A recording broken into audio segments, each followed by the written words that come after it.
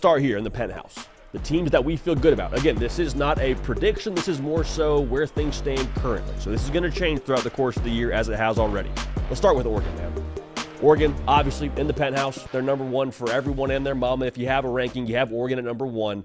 And I did corporate recruiting before being lucky enough to talk about college football for a living. And the way that we broke things down when it was trying to decide on who was a good candidate, you check the resume, you have a phone call, which is essentially the eye test, and you go from there.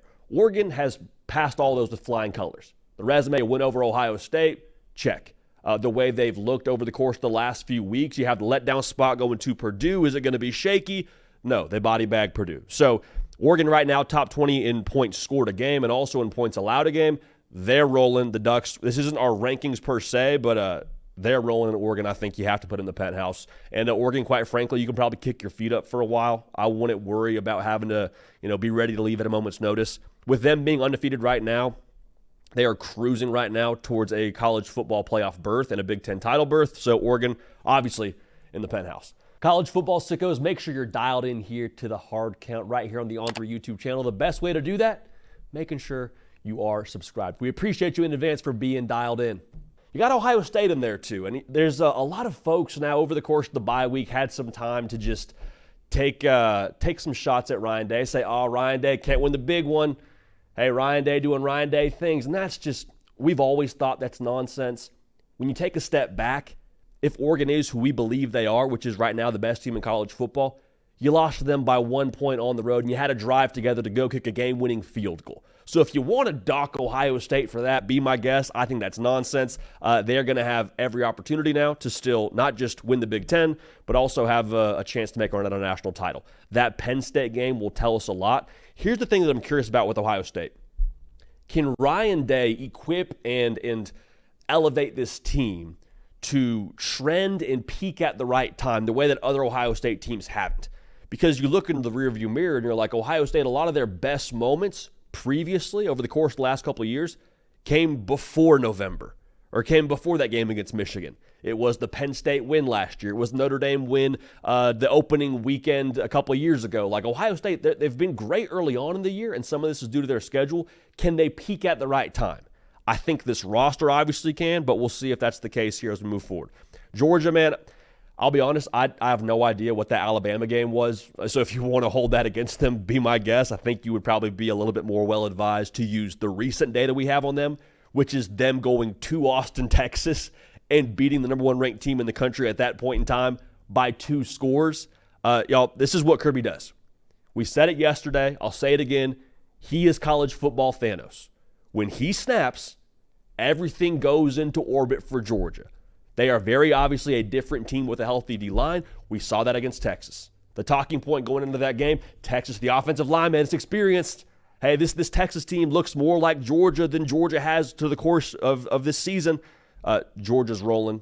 The Texas win gives them some insurance when you talk about their future for the college football playoff. Like, you just beat the number one ranked team on the road by 2 scores.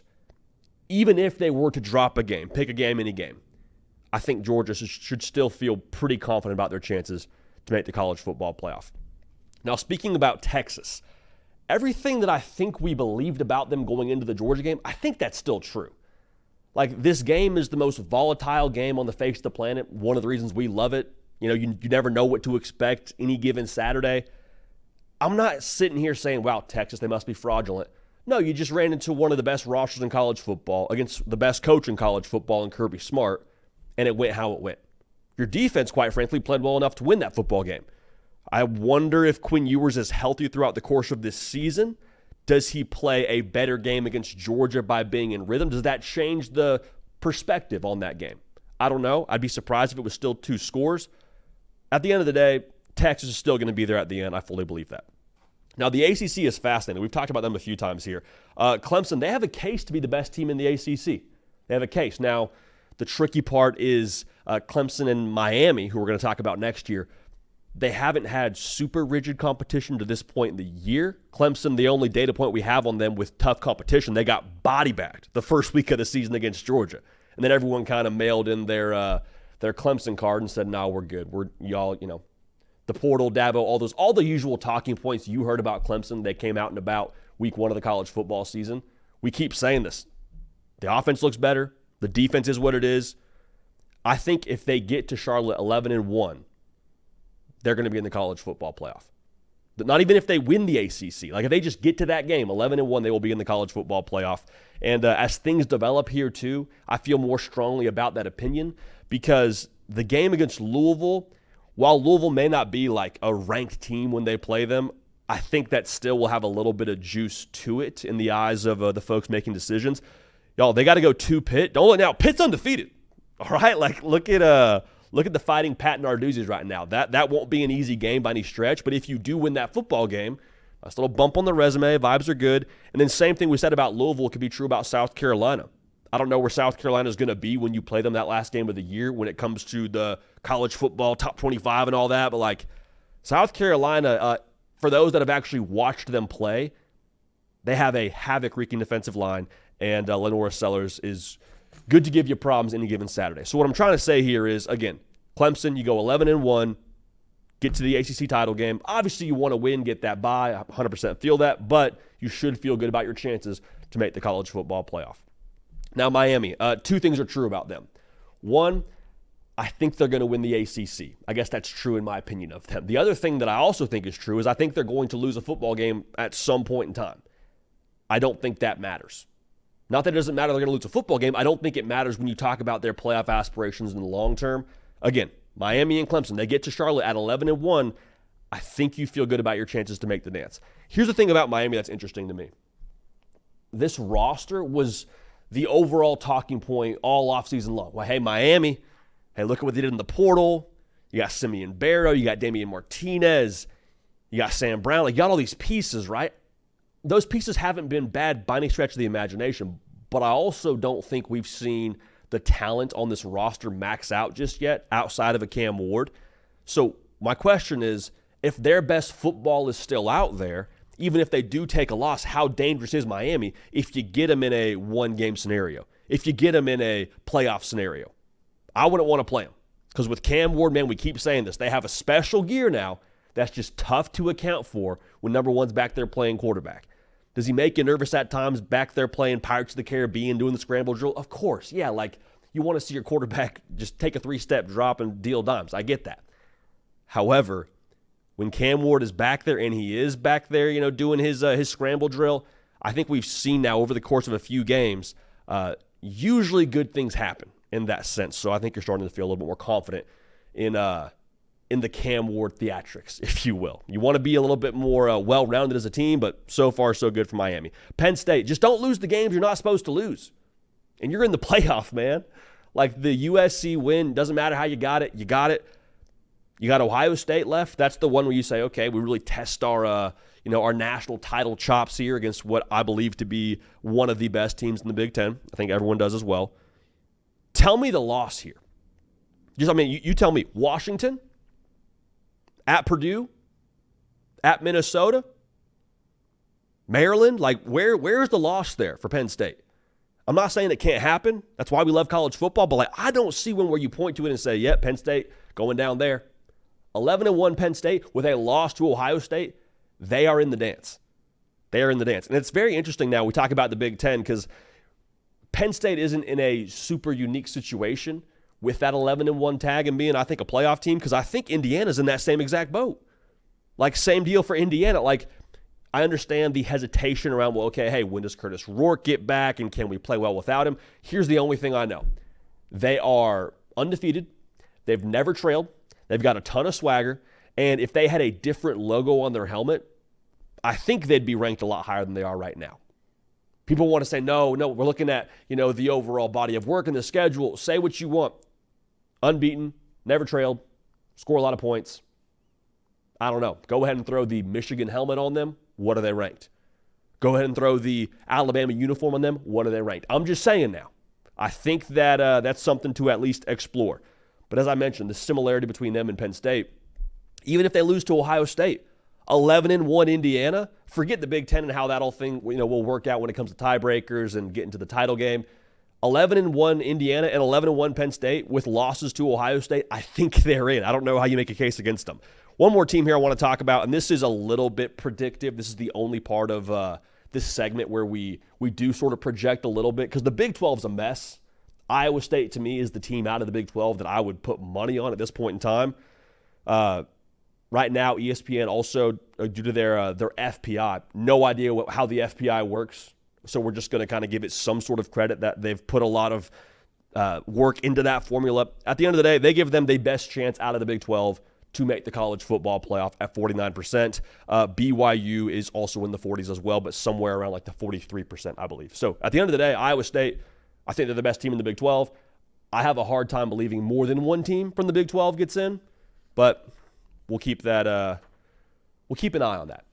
And we actually have a little more to talk about with the Big 12 in this next section of Hotel Playoff as well, in the lobby. Let's just start there, man, with BYU.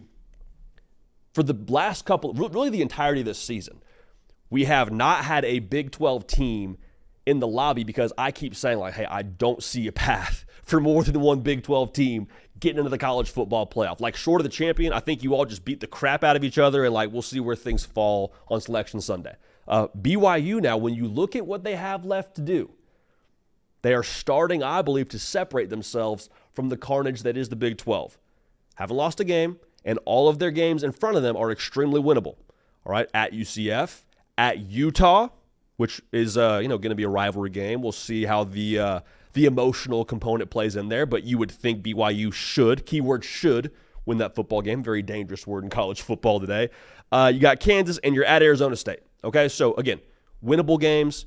We'll see if they're favored in all of those, but what I'm trying to say here is I think that for BYU, should they get to the Big 12 title game undefeated, a Big 12 runner-up with no regular season losses, you can make a case for that. Now, the reason why I don't have them in the penthouse, because I already hear the good folks from Locked On Big 12 and all the good people that I was fortunate to connect with during my time in Big 12 country saying, well, if they're undefeated and you think we have a chance to win all those games, why aren't we in the penthouse? I don't trust you. I'm not young Metro, so there's no repercussions there, but I don't trust you. All right, just to put it simply. Why? Because, one, the Big 12 has just been the most unreliable conference all year long. The second part of this, I think Oklahoma State, no knock on the folks out there in Stillwater, kind of mid, right? I mean, if we're calling a spade here, they now have 4 losses. They had 3 when you played them. Friday night, I get it. They took you to the wire. So if you're looking for reason to be trusted, I need to see it here these next few weeks. But let's circle back here to other teams in the lobby. LSU. Everyone left them for dead after USC. We all said, Brian Kelly can't win the opener, and they're not going to be anything. They're this, they're that. Is he the right guy? We got a pulse. We had a pulse after Ole Miss, classic letdown spot where you go to Arkansas, throttled them. This team, we said it yesterday in our prediction against A&M, starting to look more and more Brian Kelly-ish now. And outside of the Brian Kelly traits they're showing with the discipline and the complementary football, all that, they're showing some real confidence. A confident football team is a dangerous football team. Like Whit Weeks, the way that he plays ball at the linebacker position, sideline to sideline, aggressive, high energy, dare I say joyful at the linebacker spot. Like, I think that's kind of how this team plays. I think that's kind of the identity of this team right now. The game against A&M is the ultimate qualifier. Like, if they can beat A&M, I don't know if you're saying you are a lock for the college football playoff, because you still have Bama coming to town, obviously, but you start to feel very good about your chances to be playing into December. So keep an eye on LSU. Also, it's worth noting LSU undefeated in the SEC. So not just the college football playoff setting their sights. Talking about the SEC title setting their sights. Who would have thought after USC? Now, A&M, we mentioned them. Same deal as LSU. Obviously, one of those teams will get an SEC loss this upcoming weekend, but A&M, they haven't lost a game in the SEC. Lost that first one to Notre Dame, and that hurts, obviously. It hasn't really been a loss that's aged phenomenal with them losing to NIU, but we'll talk about Notre Dame in a second. The conversation around Texas A&M every single offseason, whenever you would dare to say anything borderline positive around the Aggies, hey, we hear the same thing every year. We always hear this about A&M, and what do? They always underachieve. Not so far this year. And if you're an A&M fan, I think the thing that you feel good about is the reality that you weren't crazy all those years under Jimbo Fisher. Like, no shade to Jimbo Fisher, but we kept saying there's talent, there's tools to win in College Station. I don't know why it's not happening, but it's not getting done. Well, people, after better part of a year or two, when you had the 5-7 year and you go 7-5, like all the underachieving, they say, well, I actually don't know if there is tools to succeed in College Station. I actually don't know if you do have the resources to get to where you want to go within that roster. I think we can now pretty confidently say, yeah, you do. Now, Nick Scorton via the portal, massive get for them. Obviously, he wasn't there last year. But the point I'm trying to make here is this roster is as good as you thought it was. And with Connor Wegman, if he's able to continue to trend upward and elevate, they will go as far as he allows them to go. Because across the roster, I don't see a lot of other just horrific weaknesses for them. So the LSU game will be very telling. They get them at home, but that's one that the winner of that, I don't want to give a false promise, but the winner of that game this weekend in College Station, LSU and A&M, the winner may find themselves in the penthouse. So come back next week to find out. Tennessee, from waiting on a reservation up to the lobby, the difference that a few weeks makes for them, man. Remember the game against Arkansas, and they go on the road and they lose, and everyone's just losing their ever-loving mind. Nico's this and that, and Heupel's offense, and, well, here we are, just beat Alabama. Staring down the barrel of, Georgia and a pretty workable SEC schedule with one SEC loss. 10-2 Tennessee with a win over Bama. If they do lose to Georgia, who at that point in time you'd imagine is like a top 5, top 3 team in America, I'm just saying, I think that resume makes you very, very much so dangerous for the college football playoff. We'll talk more about Tennessee a little bit later in this live show, but I keep saying this. I think Tennessee, what you have on the roster right now and how this team is playing, a lot more of what you need, maybe not all that you want, but a lot that you need. So Tennessee, they're in the lobby this week, up from waiting on a reservation. Notre Dame, also up from waiting on a reservation. It's funny to say this, man, but Notre Dame should win out.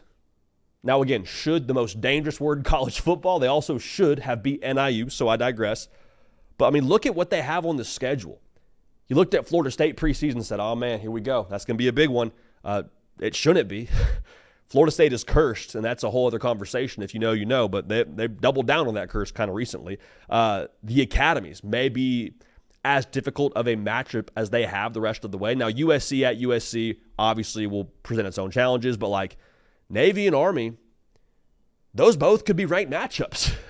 I'm just saying, those both could be some feathers in the cap of the Fighting Irish. So Riley Leonard has gone over 200 yards through the air the last 2 games. That's improvement. I'm wondering if that's going to be enough for them over the course of the finale for this season. I think to win some games in the college football playoff, you need more from him as a passer, but hey, so far so good for Notre Dame. The NIU loss is what it is, but they're rolling right now. In 11-1 Notre Dame, I'd be curious to see how the committee would evaluate them, because I think that you have a really good chance at that point in time. If you do have ranked wins over the academies, if USC helps you out a little bit and they can kind of catch fire down the stretch here and make that game somewhat intriguing for the college football public and the powers that be, Notre Dame, we'll see. But they're in the lobby this week. Now let's move on to the teams that need a reservation. Okay, so these are the teams that, we're not exactly saying they're out of it, but we wouldn't put money on them to make the college football playoff right now. But again, not saying that you go home, not saying you cancel your trip. I'm just saying you still need a reservation to ultimately get into the hotel. All right, now Alabama, it's unfamiliar territory. The Georgia game, remember that after the Georgia game? It just, vibes were electric. You're saying Saban who, and now you're at this point where you have lost to Vanderbilt and the Tennessee. The offense, the thing that concerns me about them is it feels like they need something to happen for them to be able to have success.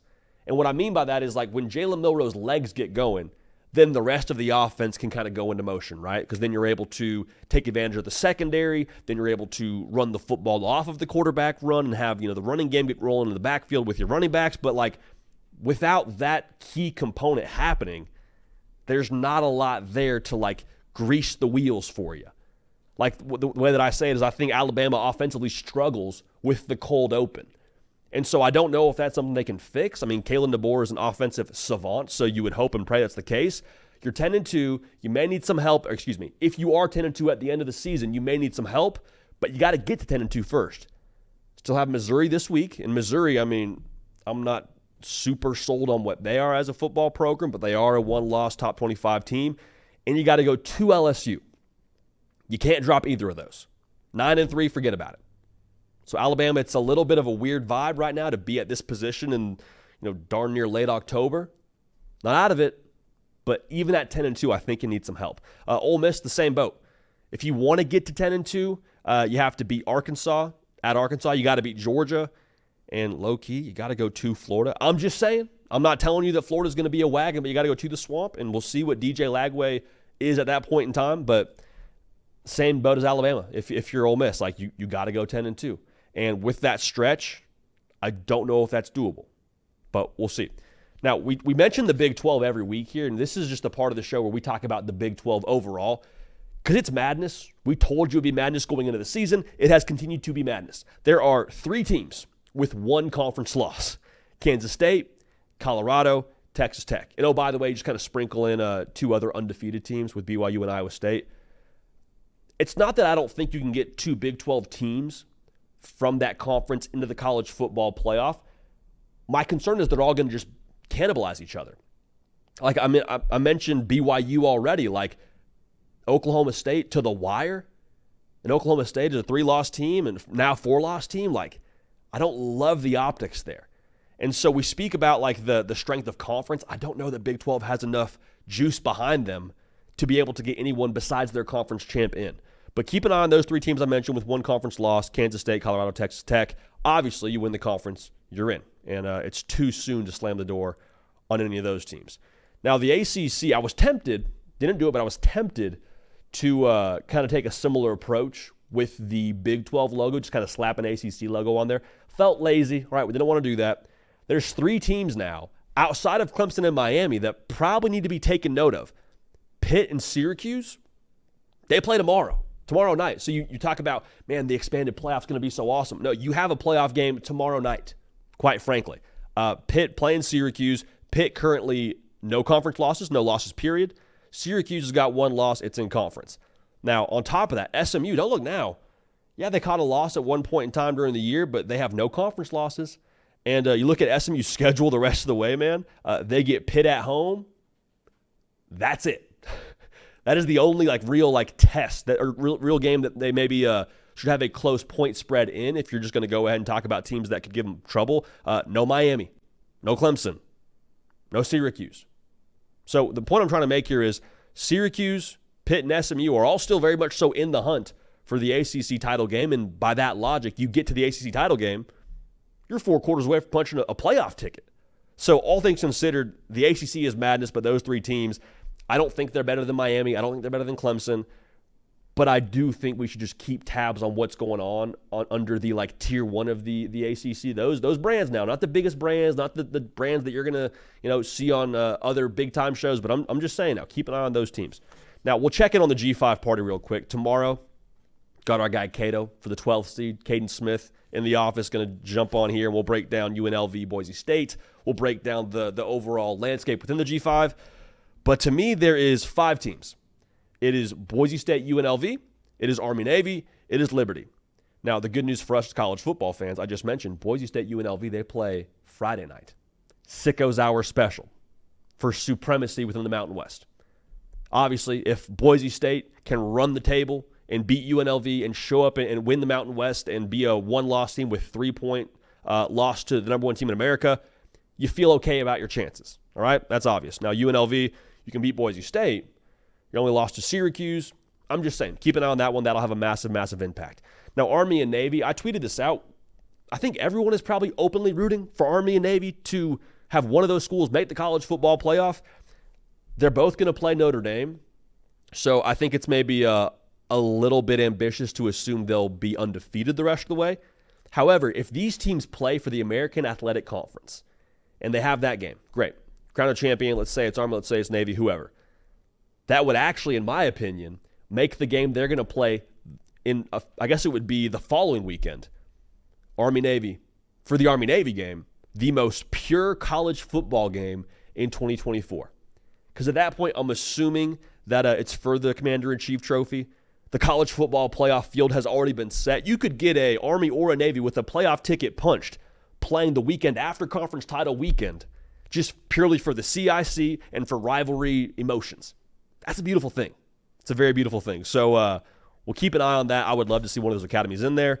But let's talk about Liberty. Liberty, you are that fringe friend in the group chat for the G5. You are. Hey, maybe you go to the party with the social group of the G5. Maybe you laugh at all the right jokes. Maybe you get invited to places. But here's the deal, man. What are you bringing to the table? What, overtime win over FIU? Really? Okay, that's impressive. No, it's not impressive. Show me the win where I say, Liberty, you're undefeated, get into the college football playoff. I don't see it. You play Kennesaw State tonight, I believe. If Liberty is going to have a prayer at making the college football playoff, they not only need to be undefeated, they need to have like some pretty drastic margins of victory, style points, if you will. So Liberty, love you, appreciate Caden Salter, but you got to really make some noise. You want to find your way into the college football playoff because right now, again, you're the fringe friend. You're in the group chat. You get invited everywhere, but I don't know if anybody really sees you with all that much value. It hurts, but you know what else hurts is the truth. So let's unpack this here. The hotel playoff going into week 9. In the penthouse, you got Oregon, Ohio State, Georgia, Texas, Clemson, Miami, Penn State, Indiana, and Iowa State. Iowa State now, we're just going to go ahead and call our shot. Think they're the rep from the Big 12. In the lobby, you don't feel bad about your chances. You I think, more or less control your own destiny, but still got to check some boxes here. Texas A&M, LSU, they'll play this weekend. Major penthouse implications there. Tennessee, Notre Dame, BYU. Now, the teams that need a reservation here. Alabama, got to go 10-2. And even then, I don't know if that's going to be enough. Ole Miss, same situation. The Big 12, we mentioned BYU and Iowa State already, but they got 3 teams with 1 loss in conference. Madness. Speaking of madness, the ACC's got Pitt, SMU, and Syracuse that I think will all make things very interesting here down the stretch. And then the good folks out there in the G5 party with the music blaring, having a good time. You got Boise State, UNLV, Friday night Sickos Hour. We'll learn a lot about the G5 party in that game. Army and Navy, arguably the best rivalry in sports, not just college football. Could play that game after conference title weekend for the second time in 2 weeks. That'd be electric. Then you got the fringe friend Liberty hanging out in the G5 party. Got to find a way, Liberty. Have got to find a way.